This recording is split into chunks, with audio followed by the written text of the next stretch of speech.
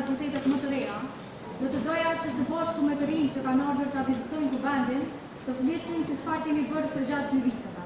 Të flisnin për ide, për perspektivë, për të ardhmen e vendit.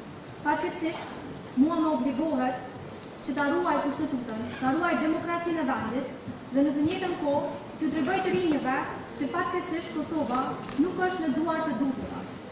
Kosova nuk po mirret seriozisht. Sot e patëm një pak a shumë përballje, ushtruesja e detyrës pra ne kemi fuqinë.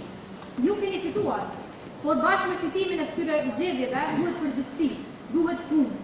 Patriotizmi më i madh sot është ta duash vendin dhe të punosh për të. Këtë nuk e kemi parë. Edhe sot si Partia Demokratike e Kosovës, ne jemi këtu të gatshëm për të filluar seancën. Por në vend të kësaj, partia e parë fituese nuk shfaqet, nuk tregon seriozitet dhe vazhdon sikur se gjithçka të jetë normalitet. Mua më vjen keq që më duhet të flas në këtë formë.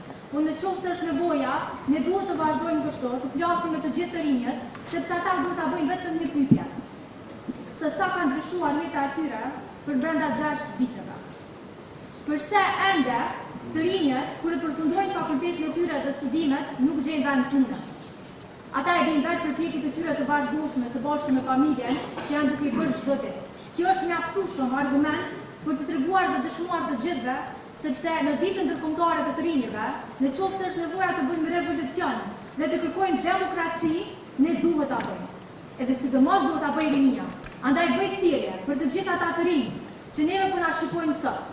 Unë kam zgjedhur të futem në politikë, sepse të rinjët kanë nevojë për përfaqësim. Për juve që kërkoni drejtësi, për juve që kërkoni të ardhmen në Kosovë, ju bëj thirrje të mendoni në mënyrë kritike, sepse sot është revolucioni më i madh që duhet bërë për demokracinë që është fituar me gjak edhe me djegës për vendin tonë.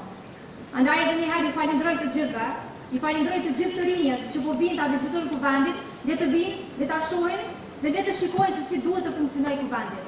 Dhe në asnjë moment të mos manipulohen nga propagandat e vazhdueshme në rrjetet sociale që po e mbi popullojnë rrjetet sociale dhe botën digjitale. Faleminderit shumë.